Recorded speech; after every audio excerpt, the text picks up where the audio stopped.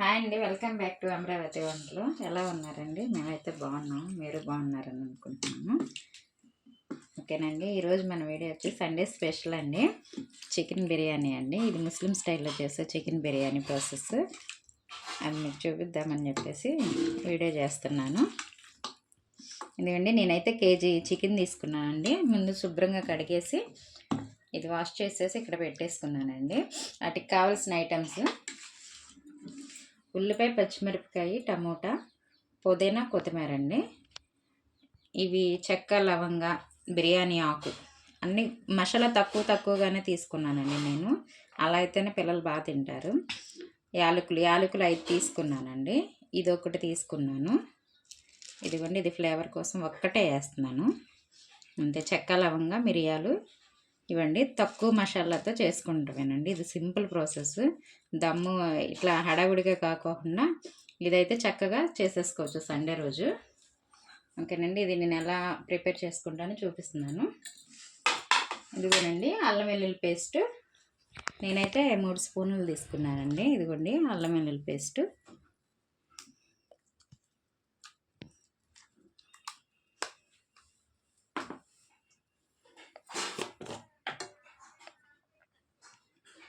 Spoon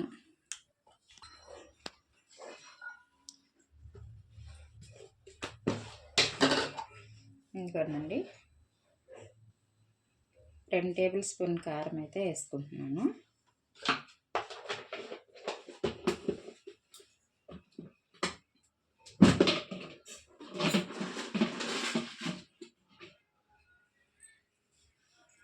కొంచెం ఉప్పు, ఇది మీ టేస్ట్ చూసినట్టు వేసుకోండి. ఇవన్నీ ఫస్ట్ ఇలా మ్యారినేట్ చేసుకోవాలండి.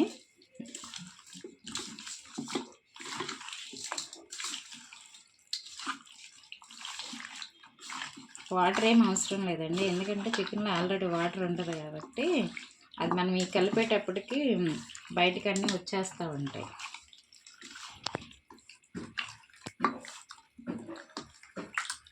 నేను కడిగి కొంతసేపు అలా పెట్టాను, అందుకే ఆ వాటర్ అంతా అలా వచ్చేసింది.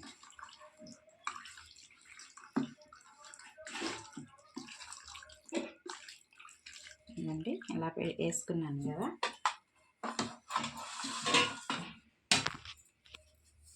ఇంకండి పచ్చిమిరపకాయ, టమాటా, ఒక్క టమాటా వేయనండి తీసుకుంది. మా ఎక్కువ టమాటాలు కూడా వద్దు, చవ్వదనం వచ్చేస్తుంది.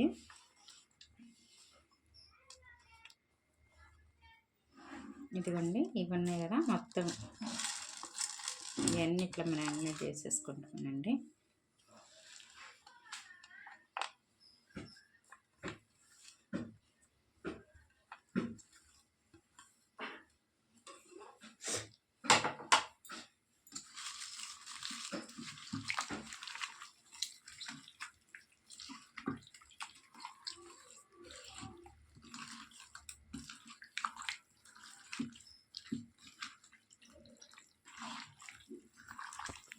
ఇలా పూర్తిగా చక్కగా కలిపేసుకోండి. కలిపేసి ఇలా పెట్టేసేయండి.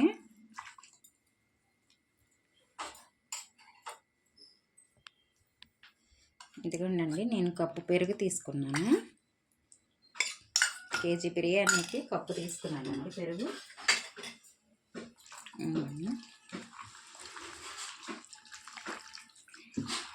ఇలా కలిపేసి పెట్టేసుకొని ఒక 10 నిమిషాలు ఇలా ఉంచండి. ఈ కలిపేసి పెట్టేసుకునేటప్పుడే మనం రైస్ కూడాను నానబెట్టుకుంటే నాని చక్కగా మంచిగా వస్తుందండి రైస్. మనకు టైం లేదు అనుకుంటే కనుక ఒక 10 నిమిషాలన్నీ ఇలా నానబెట్టేసుకోండి. పర్లేదు అనుకుంటే ఒక 1/2 అవర్ ఉంచితే సరిపోద్దండి.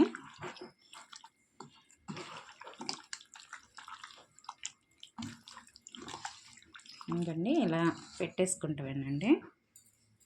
ఇలా కలిపి ఇట్లా పెట్టేసుకోండి. ఒక పావు గంట సేపు ఇలా ఉంచేయండి. ఇంకనండి, రైస్ వచ్చేసి నేను బాస్మతి తీసుకున్నాను. మామూలుగా నార్మల్ బాస్మతి ఉంటుంది కదా, అది తీసుకున్నాను అనమాట. ఈ 3 వంతులు తీసుకున్నానండి. ఒక వంతు ఏమో మామూలుగా మనం ఇంట్లో వాడుకునే బియ్యం ఉన్నాయి కదా, అవి ఒక వంతు తీసుకున్నాను. అచ్చంగా బాస్మతి అయితే తీసుకోలేదు నేను.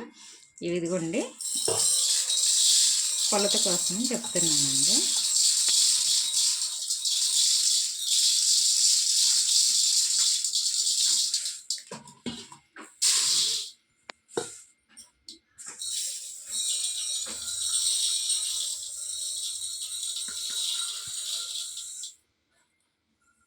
అవునండి 2 తీసుకున్నాను. ఇది 1/2 కేజీ అండి ఈ కొలత వచ్చేసి, అందుకని దీన్ని తీసుకున్నాను అనమాట. 2 తీసుకున్నాను.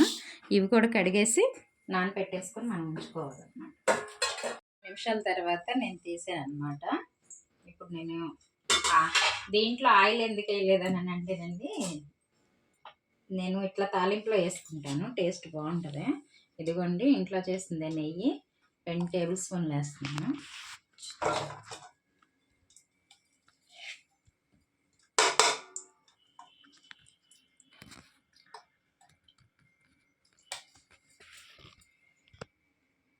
రెండు స్పూన్లు నెయ్యి వేసాను కదండి. ఇదిగోండి ఒక గంట అయితే ఆయిల్ వేస్తున్నాను.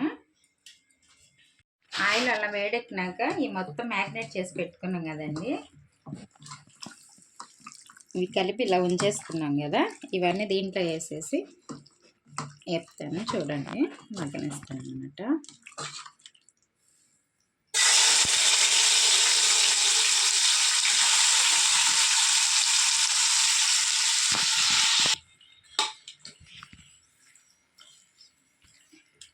ఇదిగోనండి వేసాను కదా, ఆయిల్ హీట్ ఎక్కి నెయ్యి కూడా వేసాము కదా, ఇది దీన్ని పూర్తిగా ఇట్లా నీరంతా లాగేసేంత వరకు వేగనివ్వాలి. అప్పుడు ఎసరు పోసుకున్నాము, చూపిస్తాను అది కూడా. ధనియాల పొడి నేను ఎందుకు వేయలేదని అంటే, అది అదంతా దగ్గర పడినాక వేస్తాను అనమాట. ముందుగా వేసి పెట్టేసామనుకోండి అదొక రకమైన కొంచెం స్మెల్ మారిపోద్ది. నేను తక్కువ టైంలో కావాలి అనుకుంటే ఇలా చేస్తానండి, పిల్లలకి తొందరగా అయిపోతుంది పని అని. ఒకసారి మీరు కూడా ట్రై చేయండి. మూత తీసేసి ఒకసారి మధ్యలో ఇట్లా చూసుకోండి. ఇప్పుడే ఉప్పు కూడా చూసుకోండి. నేనైతే ఇదిగోండి కొన్ని జీడిపప్పులు వేసుకుంటున్నాను, ఇది ఆప్షనల్ మాత్రమే. మీరు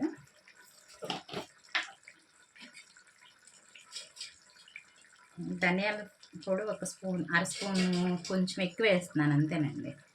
ఇప్పుడు కలిపేసి పెట్టుకోవాలి ధనియాల పొడి.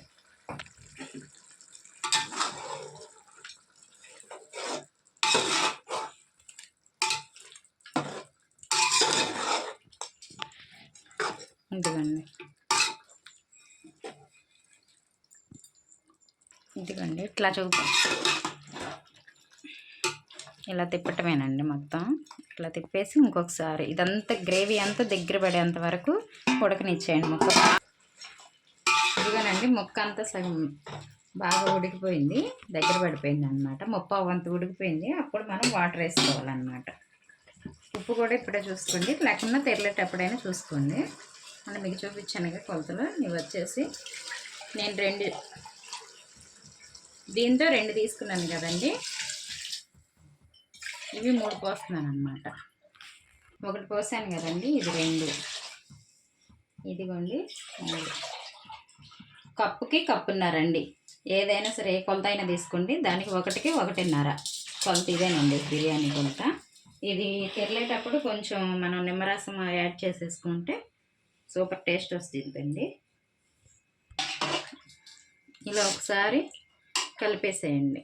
కలిపేసి ఇది ఇట్లా పెట్టేసేయండి. ఉప్పు ఇప్పుడు చూసుకోండి, చూసుకొని ఒకవేళ సరిపోకపోతే కనుక వేసుకోండి.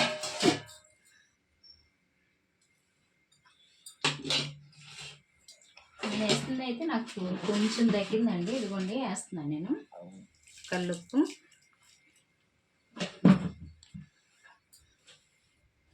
కొంచెంసేపు ఇలా ఉంచేసేయండి, బాగా తెరవనివ్వండి. ఎందుకనండి ఇలా తెరలిపోతుంది కదా, వాటర్ వేసుకోవాలి. చూడండి రైస్ నానబెడితే ఎంత పొడవుగా వచ్చినాయో, చాలా స్మూత్గా ఉంటుందండి. ఇలా నానబెట్టేసుకొని రైస్ అంతా ఇలా వేసేసుకోండి.